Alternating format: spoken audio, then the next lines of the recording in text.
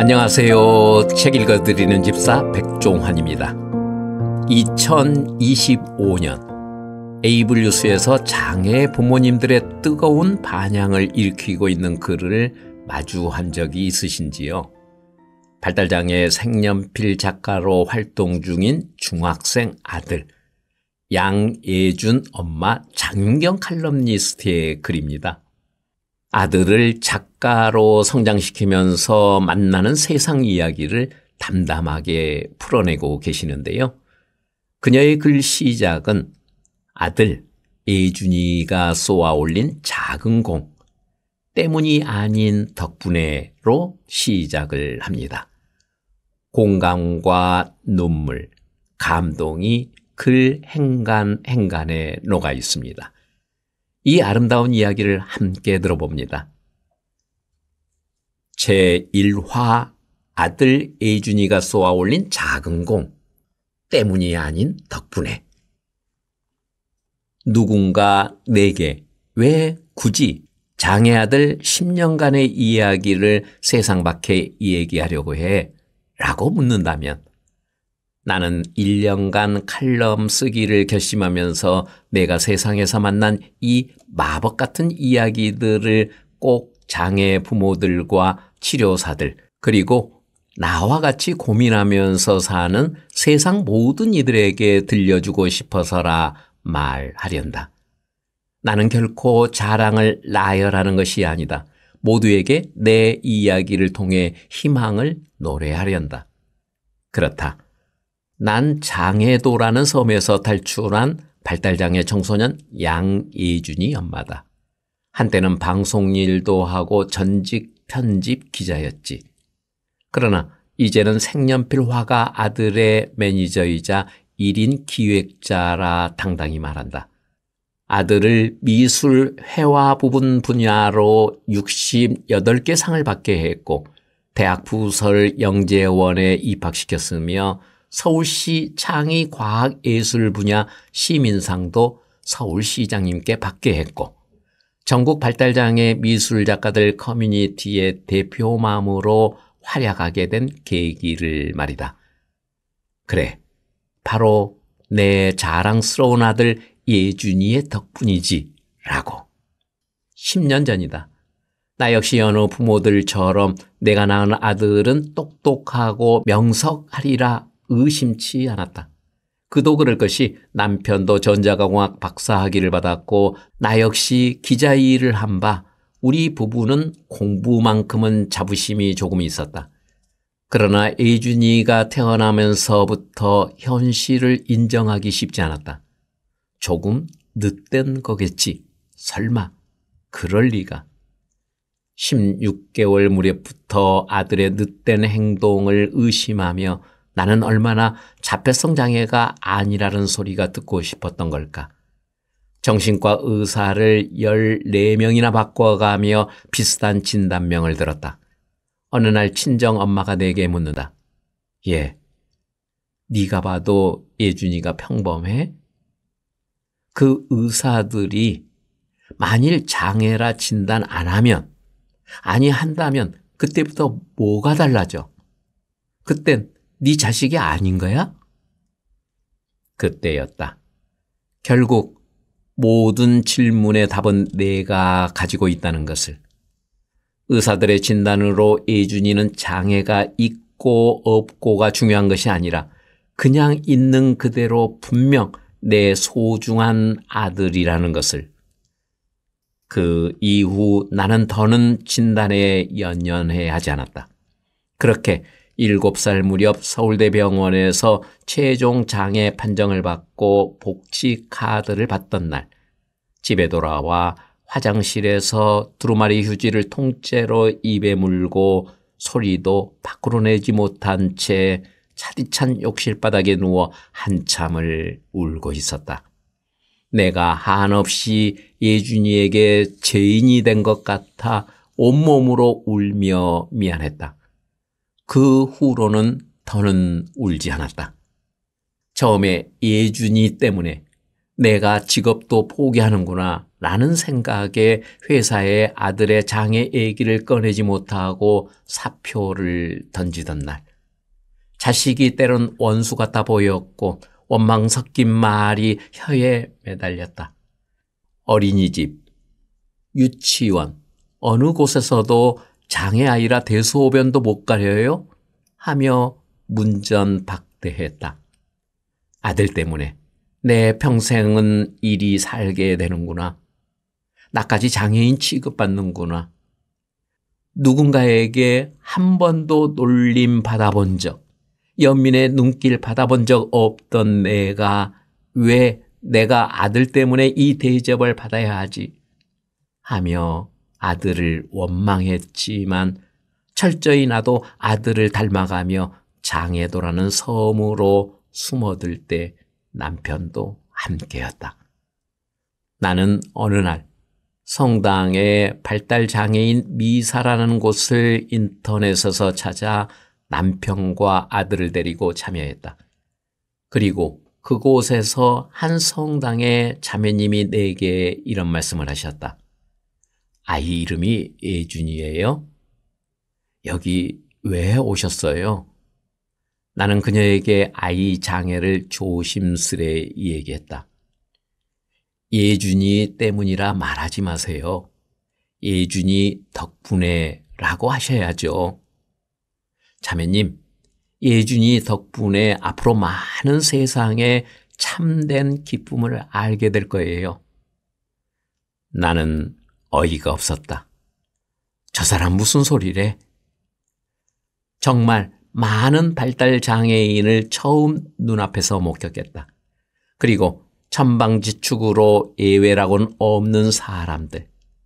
그러나 누구도 그들을 제재하지 않았다. 그 자유로움 속이 마치 피터팬 그리고 돌쟁이 아이들 같았다.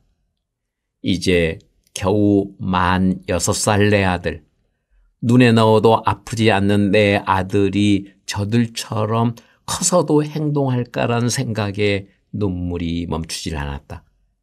얼마나 한참을 기도했을까. 한 달간 내 새벽기도 주제는 한결같았다. 장애가 아니게 해주세요. 제발. 제가 목숨도 기꺼이 바치겠나이다. 아멘. 그러나 하늘은 들어주시지 않았다.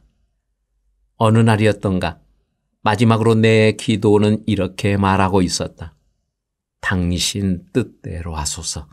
제 것이 아니나이다. 잘못했나이다. 당신께서 잠시 제게 맡겨두신 당신의 아들인 것을 마치 제 아들이라 착각한 저를 용서하소서. 아멘이라고. 그때였다. 내 기도는 비로소 하늘에 닿았다. 그날 이후부터 나는 기적을 경험했다. 내 아들이 내게 온 천사라는 것을, 나는 아들 때문이 아닌 덕분의 삶의 제2의 삶을 만났다는 것을,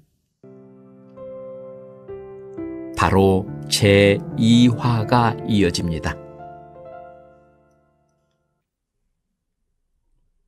제2화. 엄마, 내 이름은 오늘부터 2개야? 하늘의 아들로 다시 태어난 날. 여보, 모세였대. 기적의 성인.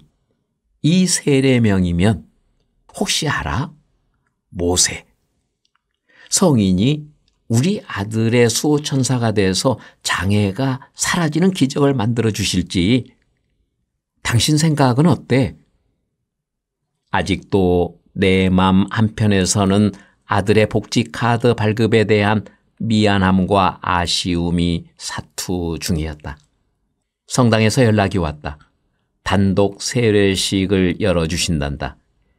예준이에게 새 옷도 사입히고 기적의 성인 모세의 세례명을 마음에 품고 성당 주임 신부님과 고해 성사실에서 마주했다.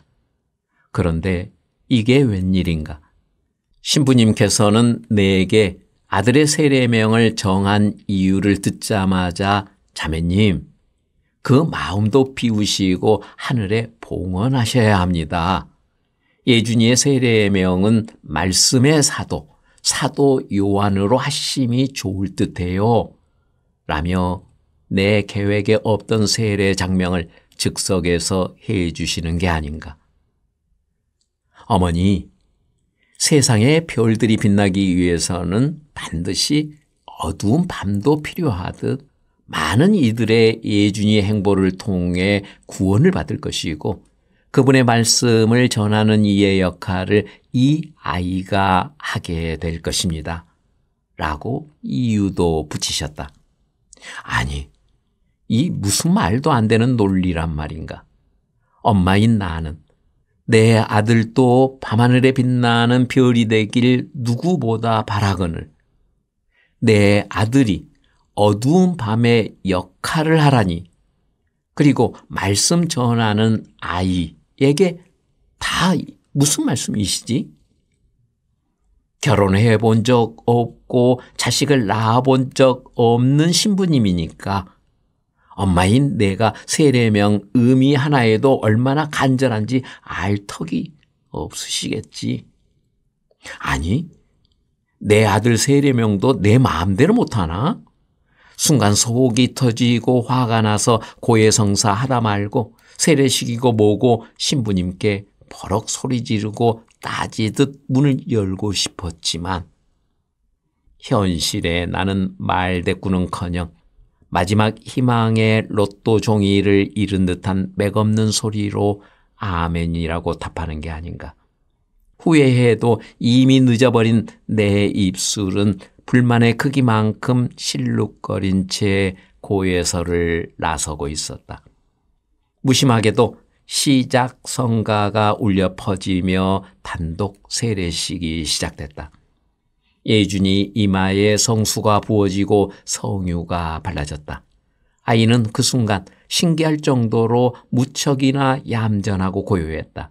마치 모든 걸 받아들이는 천사 같았다. 예준이는 만 2살 무렵부터 손에 무언가 쥐어주면 끊임없이 흔들어야 안정을 취하는 상동 행동이 심했다.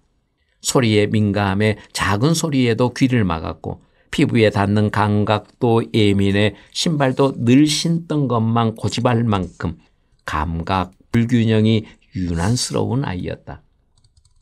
일요일을 인지하는 방법 또한 특별한 감각 덕분에 감각 통합치료사를 일주일에 6번을 만나야 다음 날이 비로소 일요일임을 인지하곤 했다. 이 무렵 나는 새벽까지 치료학 논문들을 찾아가며 아들의 치료 방법을 찾아 공부를 시작했고 갑상선 항진증이라는 진단도 함께 받았지만 멈출 수 없었다. 세상에 빙글빙글 돌아가는 모든 것들을 하루에 몇 시간이고 눈을 흘기며 바라보고 제자리에서 몸을 70여 바퀴 회전해야 마음이 편안했던 아이. 이렇다 보니 길거리에 지나는 이발소 사인볼이며 터널의 불빛들, 에어컨 실외기 앞은 우리 아들이 찾는 주요 단골 맛집 장소였다. 그전에는 몰랐다.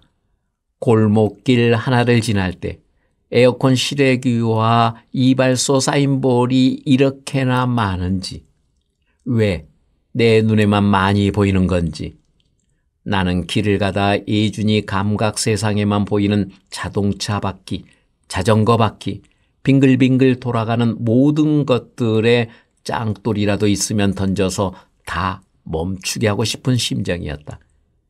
예준이가 5살이 될 때까지 아기 띠에 업고 그 지뢰밭 같은 자리를 피하고자 전력 질주로 나는 뛰고 있었다.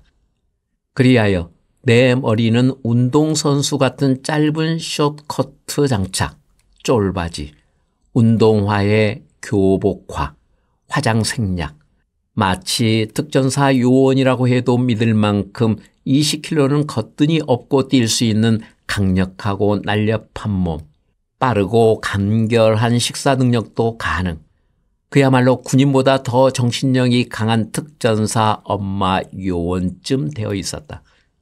내 아들은 우리나라 유명 헬스 트레이너 양치승, 쇼리보다 더 특별한 나만의 1대1 트레이너였기에 내가 40대가 끝날 무렵까지 다이어트 고민 따위 없도록 나를 바삐 움직이게 했다. 양예준 사도 요한에게 성부와 성자와 성령의 이름으로 세례를 줍니다. 라고 아들의 이름이 성당 가득히 호명될 때 나는 언제 세례명에 불만이 있었냐는 듯 가슴 벅차게 감사의 눈물이 흘렀다. 그렇게 우리 가족은 성가정을 이루었다. 내 아들이 하늘의 아들로 태어나던 날, 누가 시킨 것도 아닌데 우리 부부는 200여 명의 발달장애인 그리고 그들의 가족들과 나눌 떡과 바나나를 상자로 준비해 갔다. 아들 첫 돌잔치를 했을 때도 분명 이보다 화려했고 많은 이들의 축하를 받았지만 그때와 또 다른 가슴 벅찬 행복한 기분은 말로 표현할 수 없을 만큼 특별했다. 분명 처음 만난 수많은 발달장애인이 이미 예전부터 알고 지낸 사이처럼 가까운 느낌이었다. 지금 생각해보면 어디서 그런 용기가 난 걸까? 나는 감사한 마음의 크기만큼 먼저 다가가 그들 한 사람 한 사람과 먼저 포옹했다. 그리고 이듬해 겨울, 예준이 주변 2사람이 세례를 받았다. 나는 아들을 돌보기에도 바빴기에 신앙을 누군가에게 권유할 시간적 여유도 없었다. 무교를 고집하시던 시어머니의 세례를 위한 교리반 입문 소식이 들렸고 20년간 뇌졸중의 후유증과 힘겨운 사투 끝에 시아버지께서 스스로 세례를 청하셨다. 아버님은 세례식 다음 날 편안한 모습으로 하늘 품에 오르셨다. 그야말로 예준이 세례명을 통한 첫 번째 우리 가족에게서 찾아온 기적의 순간이었다. 예준이의 세례식과 뒤풀이가 끝나갈 무렵 초등 6학년 발달장애 아들을 키우는 한 자매님이 예준이에게 세례 축하 선물을 건네셨다. 사도 요한, 예준이 엄마, 이거 우리 아들 그림 들어간 스케치북이에요. 예준아, 이거 받아. 어머, 너무 멋지네요. 아드님 그림 실력 너무 대단하네요. 신기하게도 예준이는 6학년 형이 그린 물고기 표지 그림을 한참을 매만지며 들여다보았다. 말도 마요. 우리 아들 이거 몇 달을 그리라고 하니 마지못해 강사 선생님이랑 신랑이 하다 겨우 완성한 그런 거요. 그 선생님이 기념하라고 만들어주신 건데 사실 우리 아들은 다시는 안 한다네요. 어머, 얘 좀 봐. 관심 있게 그림 보는 것 같네. 혹시 알아요? 예준이가 이제 6살인데 이 다음에 우리 베드로보다 더 잘할지? 무심코 나는 그녀의 말이 끝나자마자 예준이의 눈을 보며 말했다. 우리 아들 사도 요한 축하해. 오늘부터 이름이 2개가 됐네. 이 물고기 그림 저기 보이는 베드로 형 그림이래. 마음에 들어? 너도 멋진 그림 그릴 수 있어. 너는 내 마음을 그리면 돼. 어쩌면 그때였을지도 모르겠다.